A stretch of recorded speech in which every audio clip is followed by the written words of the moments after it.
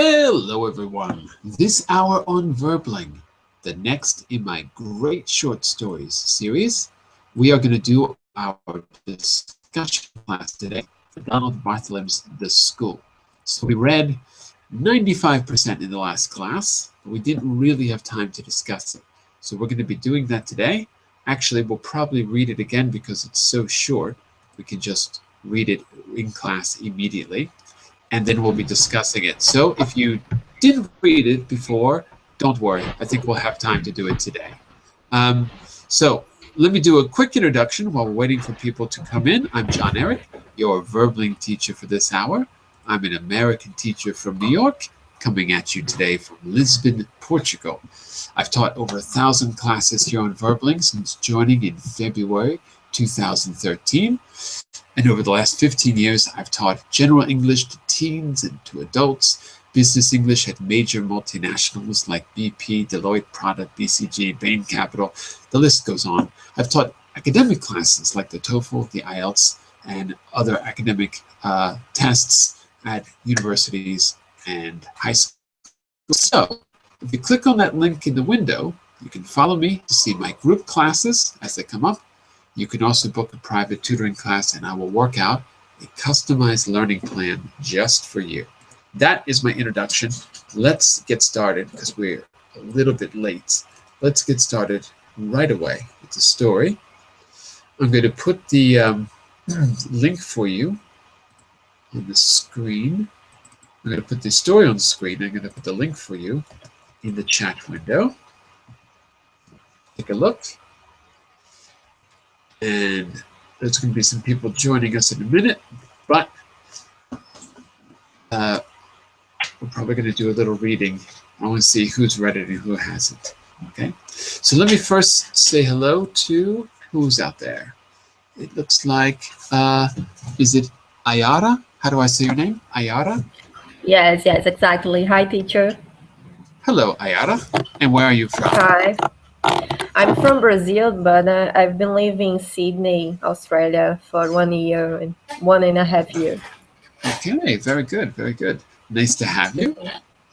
And thank you. Welcome to class, Sylvia. How are you? Oh, Sylvia's got to connect still. So Sylvia, when you get connected, just say hello. She's joining now. And Anna Carolina, I don't know where you went, but hi. There she is. Hello, Sylvia. How are you? Hello. I'm fine, thanks. Excellent. Very good. Okay, and Anna Carolina, you disappeared, but come back. And I think we'll have probably Jose and maybe a few others joining us in just a moment. So, I got off to a late start because the last class, there's Jose, ran a little bit long. So what I'd like to do is to jump right into the reading, because I think that Ayara, you weren't here, so you didn't read the story. Sylvia, you probably didn't read the story yet. Am I right? Yes. Okay. I start to read. Okay, no problem. It's so short that we can read it and discuss it. And Jose, yes. Did you have a chance to read this last week? I can't remember if you were in the class. Yes, I read last week. Okay, so do you mind if we read it again in the first for the first 15 minutes or so? Just because some people haven't read it. Is that okay? Yeah, no problem. Okay, because if you said no, we wouldn't do it, Jose. All right. So let's do this. Let me just ask a quick question before we start. Jose knows the answer to this question, so I'm going to ask the girls. Girls, what do you expect from a story called The School? When you just look at that title, what do you expect to read about? What kinds of things come to mind? Tell me what you expect from a title like that. About the school, I expect something telling us about what is going on at college. For example, yeah. So you expect to read about events at a school, maybe a college. Yes, like a research. Maybe, yeah. Well, remember, this is a short story, so it's going to be fiction, right? So it's going to have a beginning, middle, and ending characters and things like that. But absolutely. Now, when you say college, are you saying colégio in Portuguese, or are you saying college like university in English? What do you mean by college? College like a university. Ah, okay. Because it's easy to confuse the word college with in Latin languages, it's collegio, which for us is like private school. Yeah.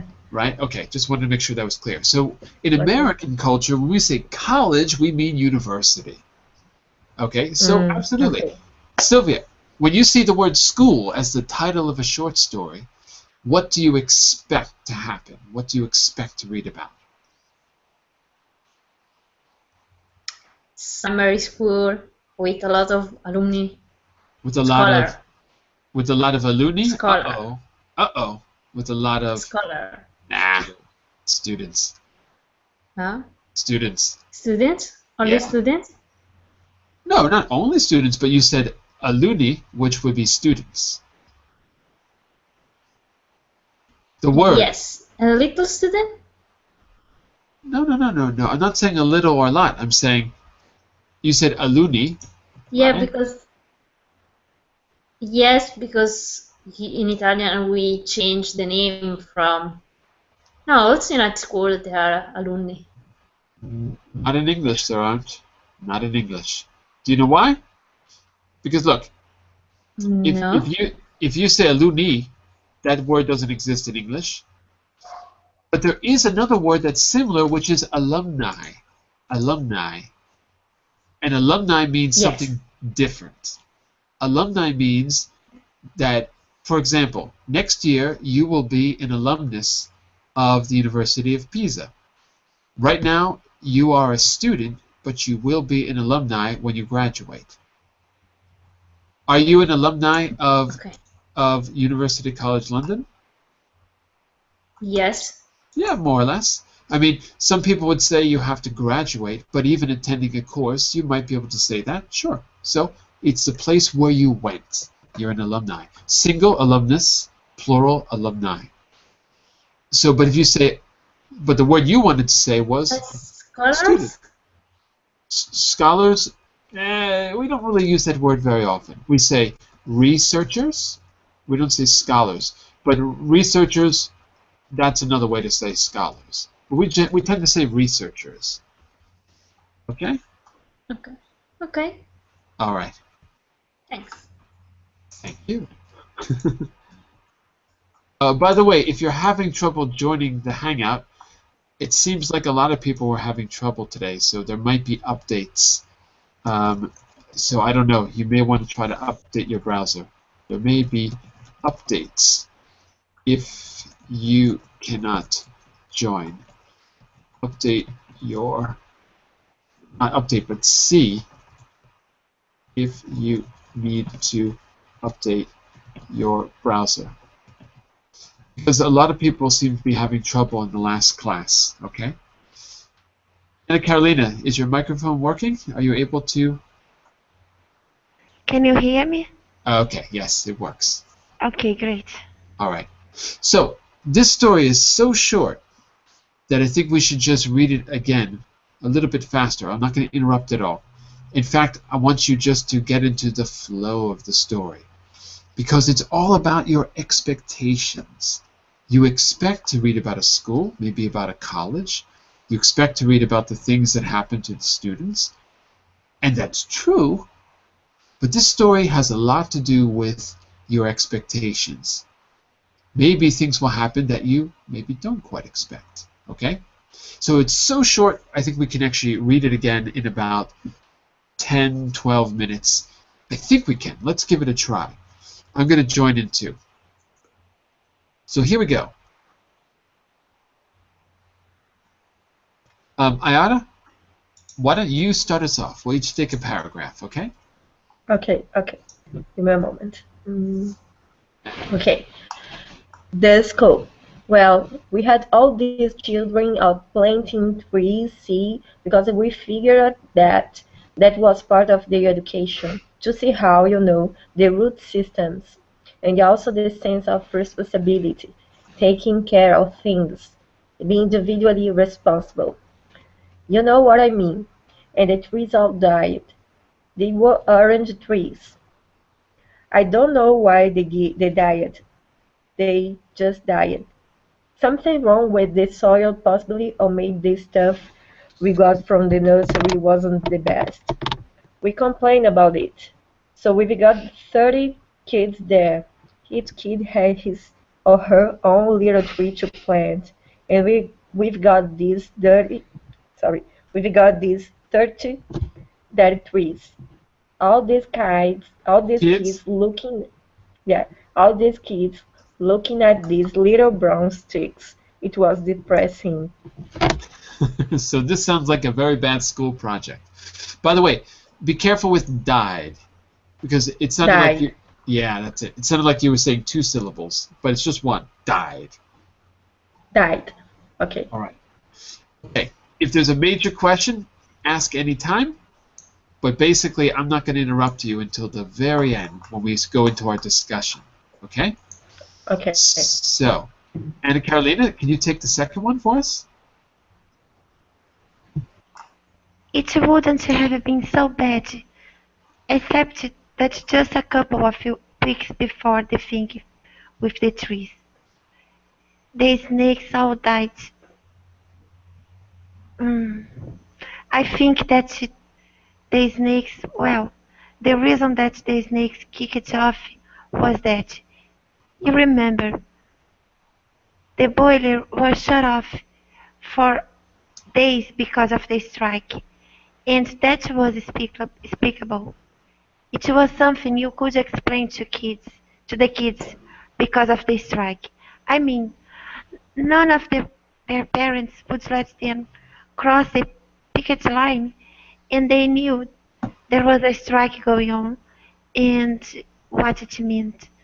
So, when things got started up again and we found the snakes, they weren't too disturbed. Right. Just say this word again. Meant. Meant That's it. Meant. And this one, explicable. explicable. That's it. Very good. Very good. And I assume that there's no problem with vocabulary. If there is, just ask at any time. Okay? So we're on a roll. Mr. Jose, Yes. take this one for us. Okay. With the herb gardens, it was probably a case of overwatering, and at least now they know not to overwater. The children were very conscientious with the herb gardens, and some of them probably, you know, s- slipped, slipped, slipped then a little extra water when we weren't looking, or maybe, well, I don't like to think about sabotage, although it did Sabotage. sabotage. Good. About sabotage. Although it did occur to us, I mean, it was something that crossed our minds.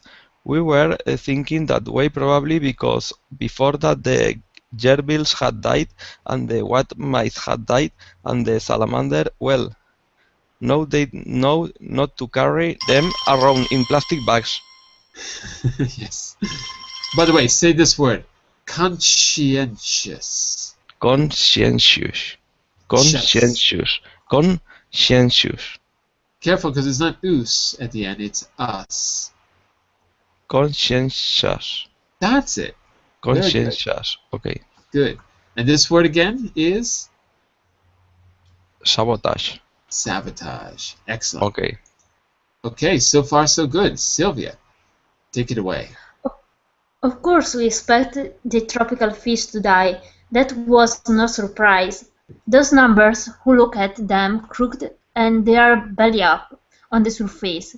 But the lesson plan called for a tropical fish input at that point. There was nothing we could do. It happens every year, you just have to hurry past it. We weren't even supposed to have a puppy. Oh no! Here's the part with the puppy. Sylvia, say this for me. Expected? Ek. Expected. That's it. Expected.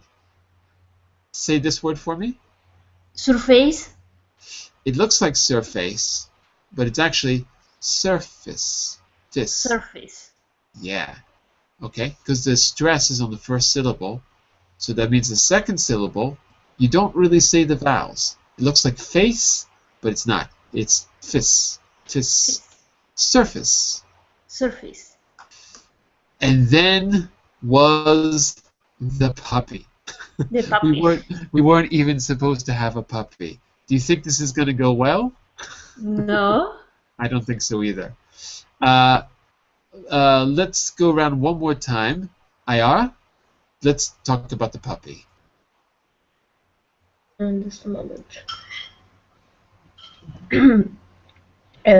We weren't even supposed to have one.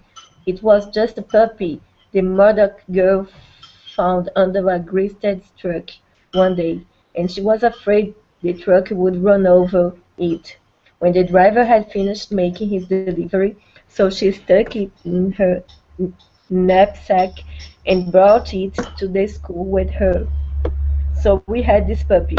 As soon as I saw the puppy, I thought, oh Christ, I bet it will live for about 2 weeks, and that's what it did. It wasn't supposed to be in the classroom at all. There is some kind of regulation about it, but you can't tell. I can tell them they can't have a puppy when the puppy is already there, right in front of them, running around off the floor and yap yap yapping. They named it Edgar. That is, they named it after me. They had a lot of fun running after it and yelling, "Here, Edgar! Nice, Edgar!" Then they like Laugh hell, like hell. laugh like hell. They enjoyed the ambiguity. I enjoyed it myself. Ambiguity. Sorry, one more time. Am- Ambiguity. ambiguity. Good. Sure. I enjoyed it myself. I don't mind being kidded. They made a little house for it in the supply closet. Uh, and all that. I don't know what it died of. Distemper, I guess. It probably hadn't had any shots. I got it out of there before the kids got to school. I checked the supply closet each morning, routinely, because I knew what was going to happen. I gave it to the custodian. Custodian. Custodian. Good. And say this one again. Routinely. Routinely. Routinely. That's it. That's it. So the words you should repeat are ambiguity, Ambiguity. routinely, Routinely. custodian. Custodian. That's it. Very good. And that was the puppy. And Anna Carolina, what happens next? And then there was this Korean orphan that the class adopted through the Help the Children program. All the kids brought in a quarter a month. That was the idea. It was an unfortunate thing. The kid's name was Kim, and maybe we adopted him too late or something. The cause of death was not stated in the letter we got. They suggested we adopt another child instead, and sent us some interesting stories. But we didn't have the heart. The classes took it pretty hard. They began. I think nobody ever said anything to me directly, to feel that maybe there was something wrong with the school. But I don't think there is anything wrong with the school particularly. I've seen better and I've seen worse. It was just a run of bad luck. We had an extraordinary number of parents passing away, for instance. There were, I think, 2 heart attacks and 2 suicides, one drowning and 4 killed together in a car accident. 1 stroke. And we had the usual heavy mortality rate among the grandparents. Or maybe it was heavier this year. It seemed so. And finally, the tragedy. The tragedy is next. Uh-oh. Very good reading, but I want you to repeat some difficult words, like this one. This one is extraordinary. Extraordinary. That's right. I know it looks like extraordinary, but we collided together. Extraordinary. Extraordinary. Perfect. And there was something else too. There was another one, but oh, look, this you said very well, but it's just the most difficult word in the English language, so it's worth repeating. Particularly. Particularly. That's right. Even native speakers have trouble with this one. This one and peculiar, people have a lot of trouble with those two words. So the trick is, it looks like par, but when we say it quickly, it's more like per. Particularly. Particularly. That's right. Okay? Okay. Very good. Very good, very good.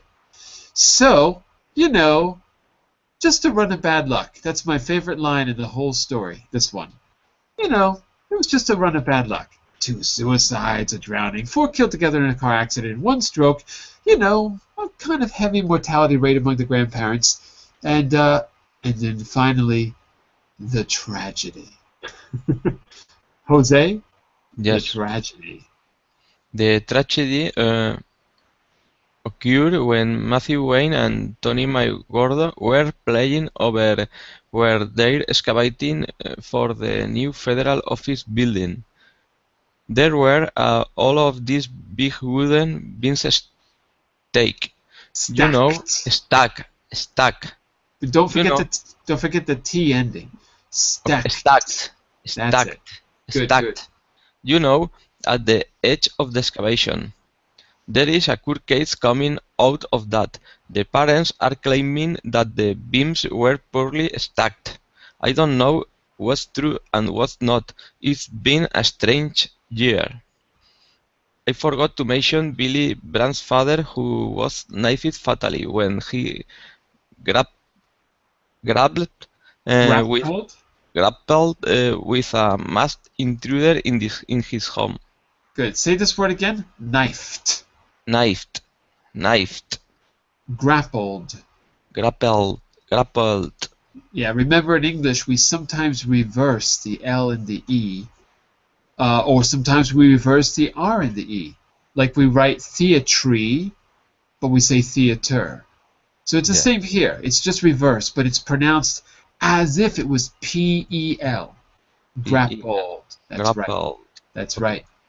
So I forgot to mention Billy Brandt's father. He was fatally knifed when he grappled with a masked intruder. It happens all the time, right? Well, Sylvia, let's find out about after Billy Brandt. One day we had a discussion in class. They asked me, where did I go? The trees, the salamander, the tropical fish, Edgar, the papas and mamas. Matthew and Tony, where did they go? And they said, I don't know. And they said, who knows? And they said, nobody knows. And they said, is that which gives meaning to life? And they said, no, life is that which gives meaning to life. Then they said, but isn't death considered as a fundamental datum? Either way, datum or datum. The means by which they taken for granted mundanity of the everybody may be transcended in the direction of transcended. Yeah. When you're teaching kids in kindergarten and they start talking about the taken for granted mundanity of everyday life that can be transcended, you know how this goes, right? When you were in school, you talked about this stuff, right, Sylvia? No. All right. And then Here's the weird ending. Are you ready? I want you to just listen to this. Just listen to this. And then I'll answer all of your questions about vocabulary or anything you need, okay? But I want you just to pay attention because it's not the ending you might expect. Okay, so they talked about this existential thing, right? They said, but it isn't death. Isn't death considered a fundamental datum? The means by which the taken for granted mundanity of everyday life may be transcended in the direction of... I said, yes, maybe. They said, we don't like it. I said, that sound means it's okay. There's nothing wrong with saying that or thinking that. I said, that sound. They said, it's a bloody shame. I said, it is. They said, will you make love now with Helen, our teaching assistant, so that we can see how it is done? We know you like Helen. I do like Helen, but I said that I would not. We've heard so much about it, they said, but we've never seen it. I said, I would be fired, and that it was never, or almost never, done as a demonstration. Helen looked out the window. That's my second favorite line of the story. Helen looked out the window. They said, please, please make love with Helen. We require an assertion of value. We are frightened. I said they shouldn't be frightened, although I am often frightened, and that there was value everywhere. Helen came and embraced me. I kissed her a few times on the brow above her eye. We held each other. The children were excited. Then there was a knock on the door. I opened the door, and the new gerbil walked in. The children cheered wildly. Yeah! And that is the school. What you expected?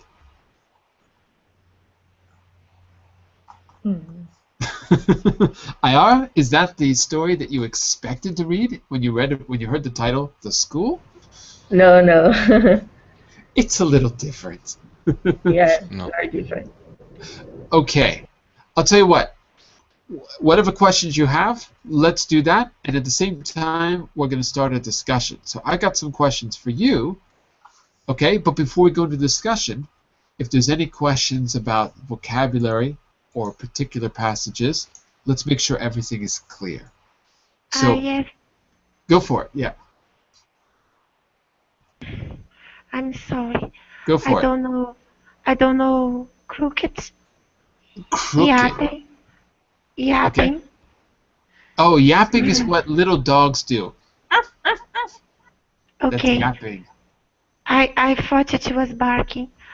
It's barking with those little tiny dogs, like lap dogs. They make that high-pitched, annoying barking sound. Yep, yep, yep. Okay.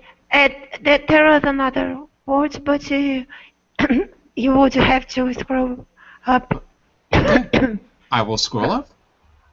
Because I Do you know don't the- remember. Do you know I the don't page? remember. No. Sorry. Hold on a second. And crooked.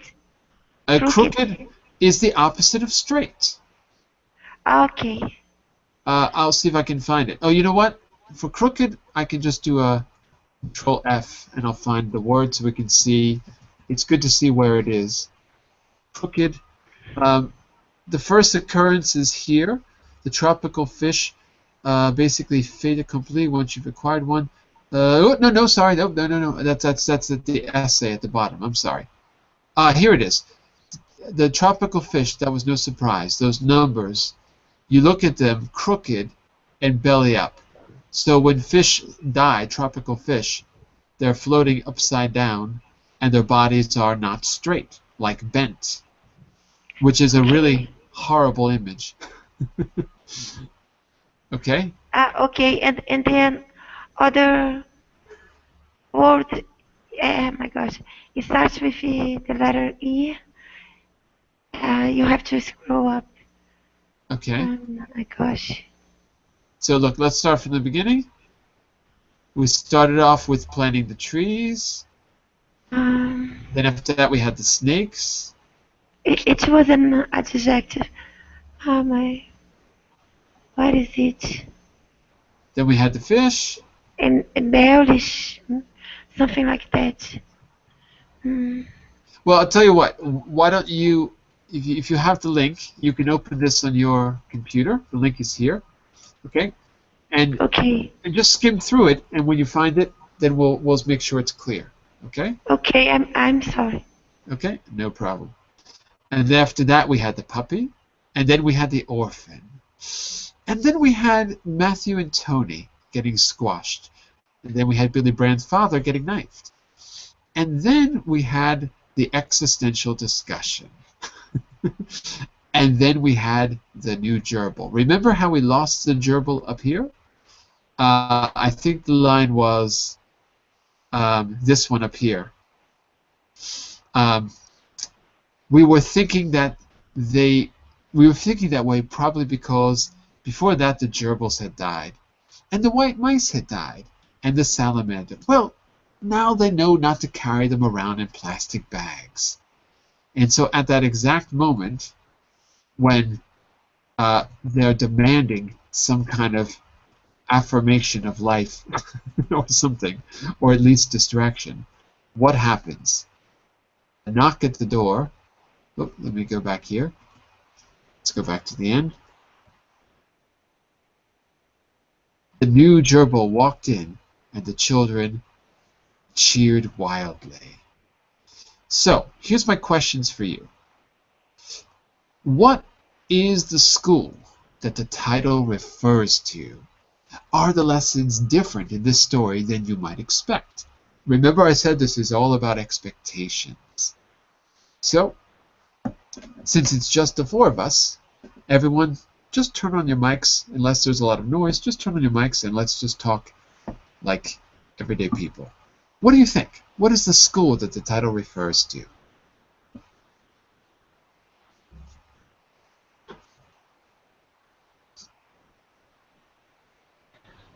Fundamental school? Say the first word. A what school? Fundamental? Fundamental school. You mean, what do you mean fundamental school? Is that a metaphor? She means no. elementary.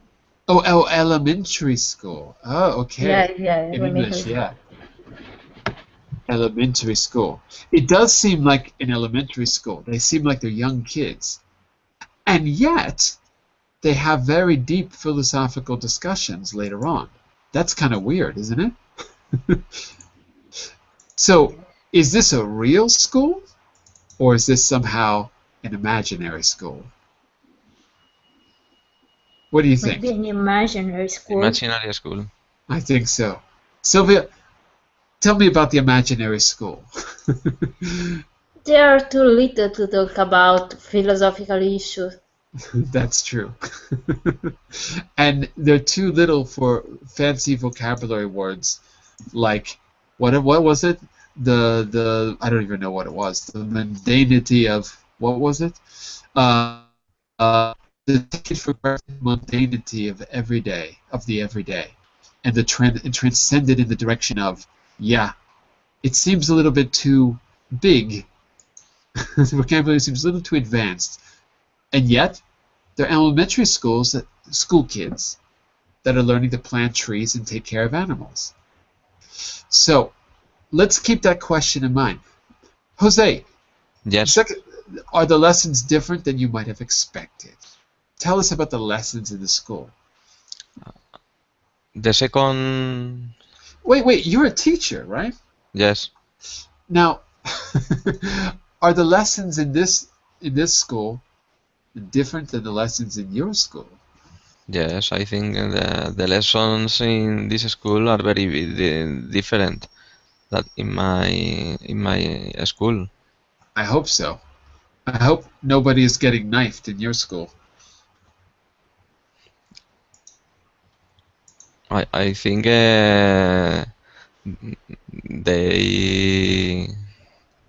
these students have a lack of a lack. Yeah. They have some very bad luck. Yes. It's true. Look at the second one. So first, the first question was, what is the school? Because clearly it's not a real school. There's something unusual going on. The second question, are the students different from your school experience? And Sylvia, you mentioned that they're a little too young to be able to talk about those philosophical ideas. But the second part of that question, what do you think about their request at the end of the story? Quote, they require an assertion of value. So number 6, it says page 6, but I think the page numbers are wrong. Let me just find assertion of value. Where is it? Hold on a second. Assertion. Here it is. Maybe I went to the wrong page. I'm going to go back one. Yeah, here it is. It's on page 5, not page 6. So they're demanding that the teacher basically have sex with the teaching assistant, which is also a bit unusual for elementary school kids. And he tries to explain that this is not acceptable. It's not done in public. And my favorite line, my second favorite line of the whole story, Helen looked out the window. What else is she going to do, right? They said, please make love with Helen. We require an assertion of value. We are frightened. So that's my question here. What do you think about their strange request? What is this assertion of value? I mean, they're not real kids asking real questions, but they're kind of metaphorical kids, I guess. So what do you think that means? What's your opinion? Why do they ask for an assertion of value? Why in that way? Pretty weird, huh? Yes. Any theories? Let's try to get behind the existentialism of the last paragraph. Let's try to figure out what it means. Remember, Donald Barthelme, besides being kind of a genius, he's also a comic writer. You're not supposed to take it too seriously. But there is something very serious going on at the same time. It's funny and it's sad. And it's shallow and it's deep. There's a lot of contradictions. So, what do you think? What do you think about their request?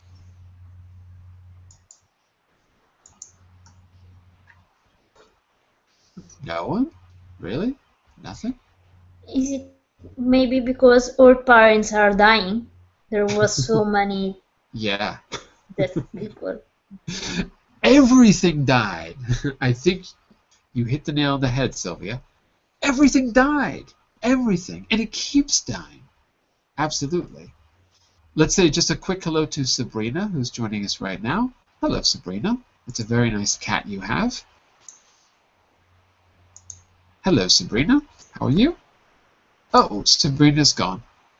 She required an assertion of value. So, I think you're in the right direction, Sylvia. Their parents died. Their classmates died. The gerbil died. The orphan died. So, what does that cause them to do, Sylvia? What do they need? An Are they- explanation. They need an Right. explanation, yeah. Sorry, I didn't mean to cut you off. Go ahead. Yeah, because maybe they don't know why all the things are dying, and maybe the author just want to say that we will all die in the future, so it's normal. And I don't know. and I think you got it. And at that age, I mean, I don't know about any of you. Did any of you think about death when you were in elementary school?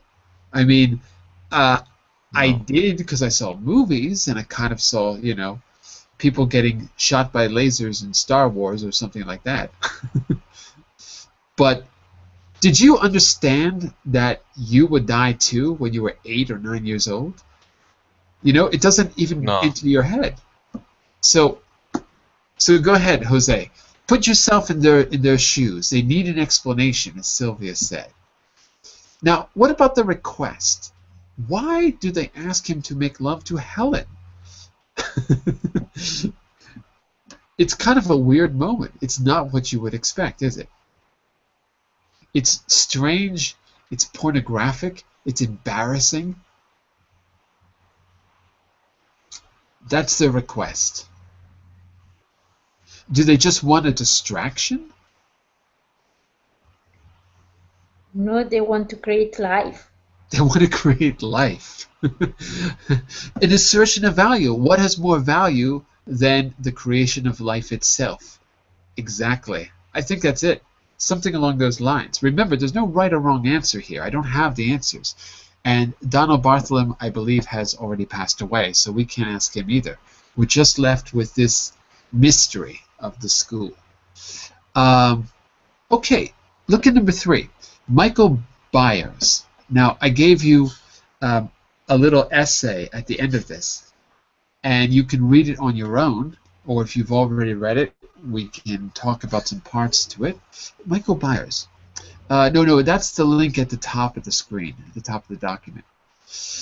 So he's a critic, and he said, not a critic, but he's someone who reviewed the story, and he says the remainder of the answers follows. The remainder of the answer follows in the story's final paragraph. Do you agree? The remainder of the answer follows. What is the answer? I don't know if that's really clear. The question, maybe that's not really that clear, actually. I don't know if that makes sense. Hold on a second. What was the question? I guess the whole point is that it's really just their questioning in general. I don't know if I had one particular question in mind or not, but just this whole, all these questions that they're answering, right? They asked me, where did they go? The trees, the salamander, the tropical fish, Edgar, the papas, the mamas, Tony, Matthew, where did they go? I said, I don't know. I don't know. And they said, who knows? And I said, nobody knows. And they said, is death that which gives meaning to life? So we have this weird quote here. Michael says the remainder of the answer follows in the story's final paragraph. Do you agree? Well, give me just a second, and I'll see if I can just quickly open the link, because it might be a little bit more clear if I... yeah, I think it's this. Give me just a second. If we look at the rest of what he says, give me just a minute, and I'll open that up.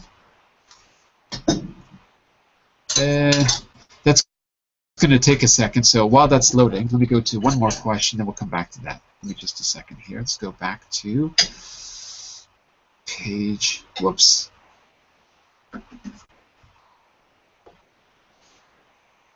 Let me get back to page 6 with the questions. I gave you an essay at the end as well by George Saunders, which gives an interpretation of the story and the reason that it challenges our expectations. Okay, let's go to the main question. Number 4. Who knocked on the door? Why does a new gerbil walk in? So, at the very end, when they're demanding that he does this obscene thing, or perhaps not an obscene thing, perhaps they're just looking for life. They want some answer to all this death. There's a knock at the door. I opened the door. A new gerbil walked in. The children cheered wildly. So while we're waiting for the other thing to open, tell me, who knocked on the door? And why does a new gerbil walk in? What do you think, class? Who knocked on the door?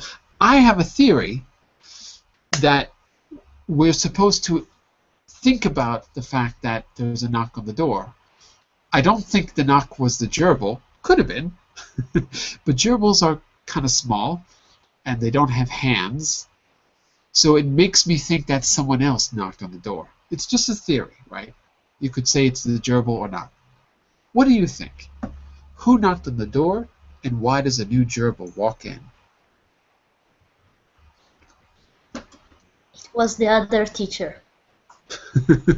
He was another teacher.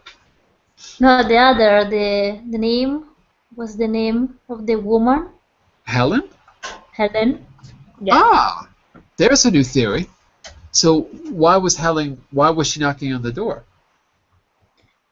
Because the students ask, can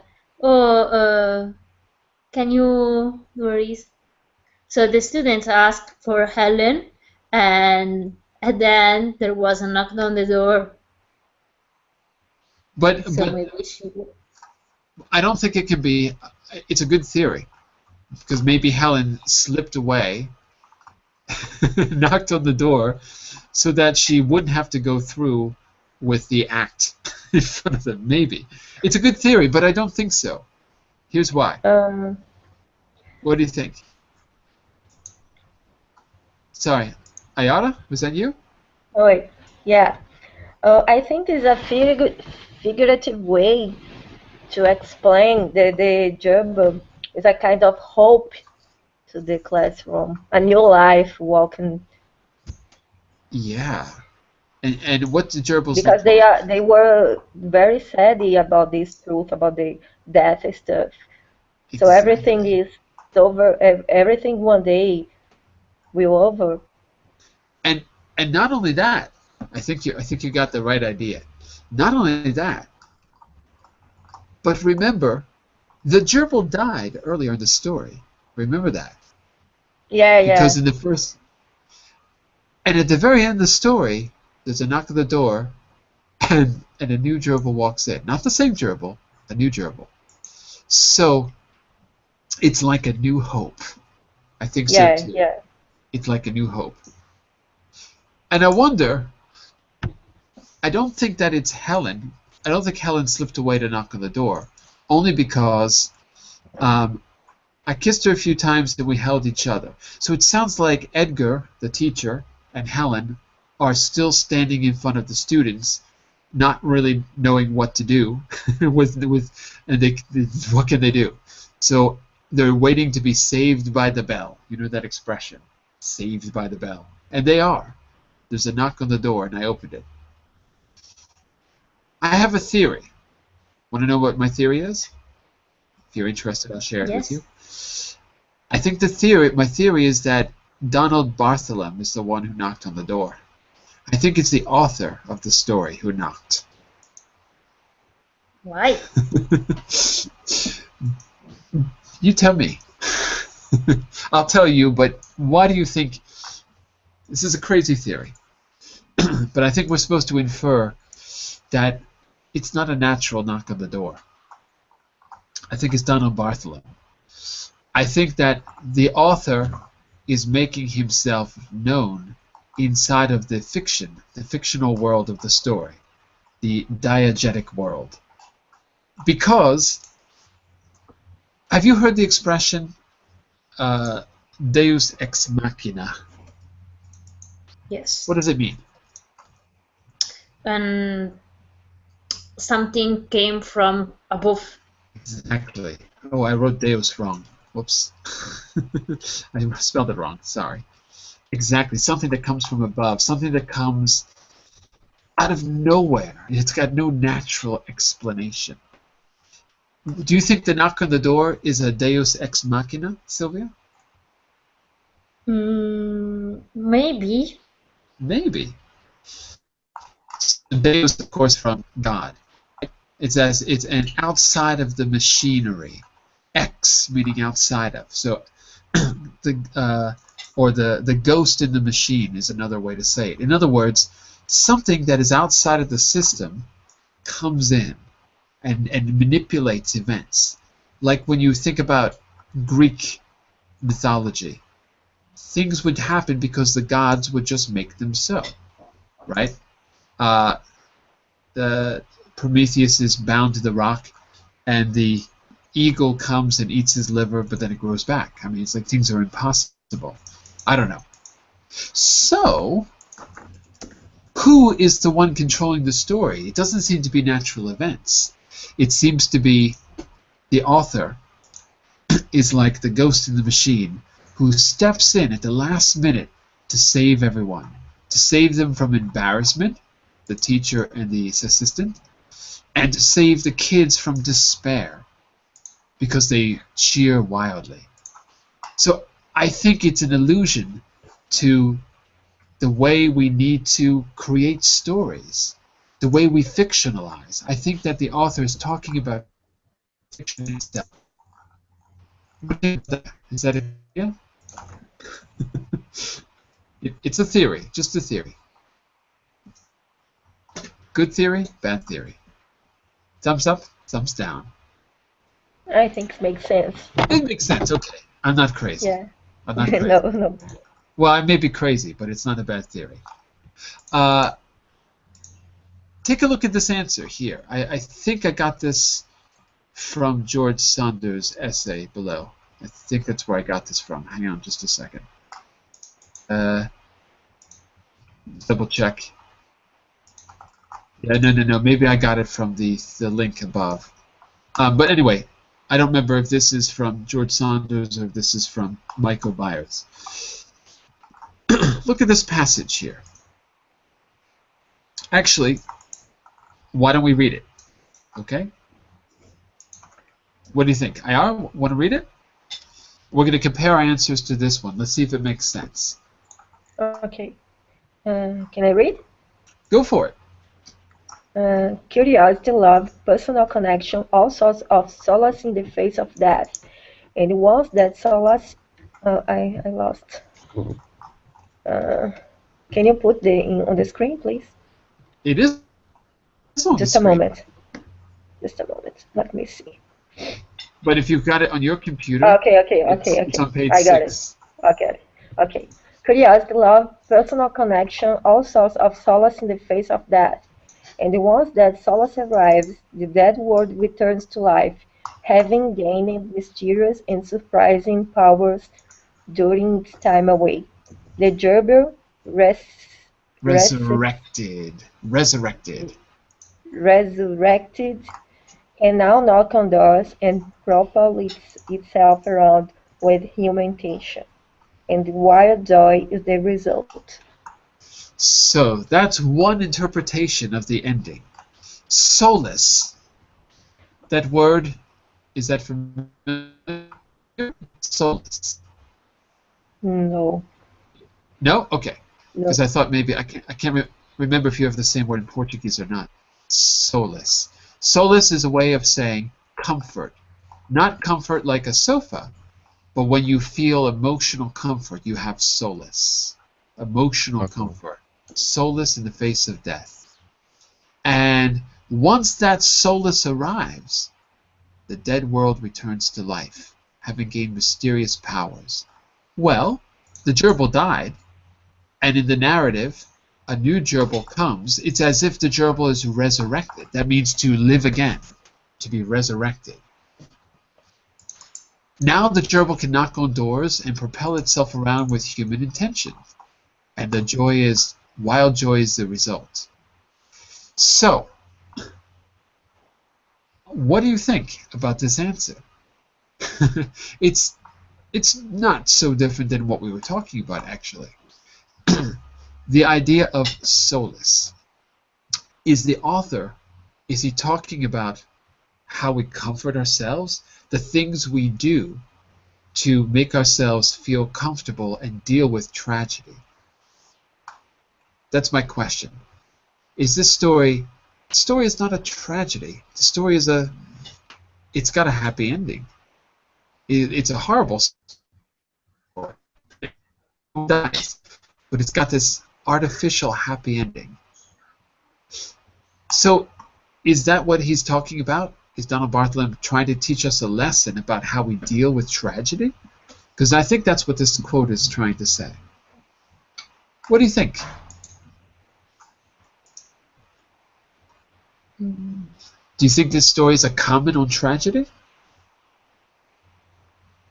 That's my idea. That's why I'm saying. But I don't know what you think. Okay. And by the way, if there's any parts of the story that we can clarify, if there's anything that's not clear, not just words, but I'm saying passages that are not clear, Just ask. Okay? So maybe some of it is a little bit hard to follow. Remember, this is a story for native speakers. It's not written for language learners, so there's lots of vocabulary. I can reply Well, to number 6. go for it. What makes this postmodern? The end. It's weird. And it associates, so also the school, it's imaginary school. It's not a new school, a real school, and it associates so philosophical issues for children, and it changed a lot. Yeah, when we say postmodern, what comes to mind? Donald Barthelme is often called a postmodern writer. What comes to mind? Because you've got postmodernism in architecture, so if you study architecture, like you do, you probably think of buildings like the Pompidou Center in Paris. The first Yeah, no, I was postmodern- thinking about Calvino. Or Oh, the writer. Calvino, yeah. So, why is Calvino? By the way, tell us the Calvino story so we all know which writer. Italo Calvino, right? Yes, Italo. Italo. Is that his name? Italo. Ah. And what's a story by Italo Calvino? He wrote a lot. There are so many, and we can read them, all of them, in different way. Some I read for the first time when I was in primary school, and for me they are like fabulous because they talk about a boy who climbed the tree, and so it was something more magical. And then I read also after, and also in the high school, and they have a deep meaning that it's different, completely different. So there are different ways to read his story. You can read them. We could say also you can read them on different levels. Different levels. And you've got, these are some novels you can see. So the one that everyone knows is If on a Winter's Night a Traveler. That's the translation into English. Or Invisible Cities. Which is, I read them a long time ago, actually. So I don't remember them very well. Invisible Cities is supposed to be a dialogue with Marco Polo and someone, Kublai Khan or something, right? It's like a dialogue, historical dialogue or something like that. And in another one, I'm translating from Italian. There is a night, in a night, a travel. That's this one. We translate it. Remember, we got weird translations. If on a winter's night, a traveler, and it's an incomplete sentence. Yeah, and it was so funny because it was something like the children's story, the start, and then you can choose the end of the story, and so you skip the page. You can choose the ending. Wow. Yes. So and it's something like a children's story, because also in the children's story there are some times that you can change the chapter. You can choose at the end of the chapter where you want to go, and so go to one chapter or another one. And this book was the same. So there's choose your own adventures. These stories where you can go to you can choose directions. If you want to do A, go to page 6. If you want to do B, go to page 32 or something like that. We call it choose your own adventure stories. Something like that. So, what makes them postmodern? And what makes this story postmodern? Because that's a fancy term. So what does it mean? So do you mean the fact that it can be read on different levels, Sylvia? Yes. And also the way that it's right. The way that it's written. Written. And what? You mean for children? And it changed a lot the argument. So before he's talking about that, and then before animals, then death, and then this love story with the other teacher. Right. Only 2 page. Yes. It covers pretty much everything.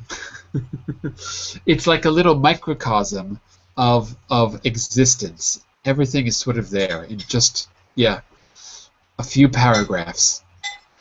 Well, we say postmodern, I guess, because modernism was an experiment trying to find a new form that matched modern life, the way society changed so rapidly after the Industrial Revolution. Everything changed, it became urbanized, and we tried to find different forms in art, you know, different forms that captured a modern experience. And then after that we have this postmodern, and some aspects of postmodernism are we now aren't looking for universal truths. We're not trying to find one form that can capture, you know, the truth of what we see out there in the world. We've sort of given up on truth. So one thing you see about postmodernism is that it's ironic. It's funny and sad at the same time. There is no truth, maybe. It's somehow all about everyday things. There's no high art and low art. All of those contrasts, high art, low art, truth, the capital T, fiction, all those things sort of disappear. We're questioning all of those things. So think about that as you read the story or reread it. Think about that. I invite you to read George Saunders' essay at the end because he gives you a really good interpretation. Starts on page 7. Okay? And tell me what you think. You can send me a message, and in the message window, I'd be happy to give you my opinion and listen to yours. And in the next short story class, maybe the beginning, if you have some other thoughts, share them in the beginning of the next one. Okay? And we're going to move on to another author. So I hope it was interesting. Read it again. Read George Saunders' essay. We're also going to read stories by George Saunders. Okay? So, and tell me what you think. Other than that, have a great weekend, everyone. And I'll see you Monday morning, 10 GMT, for our pronunciation practice class. Next Friday for this class at the same time. Bye for now, everyone. Bye. Bye-bye. Bye-bye. See you. Bye-bye.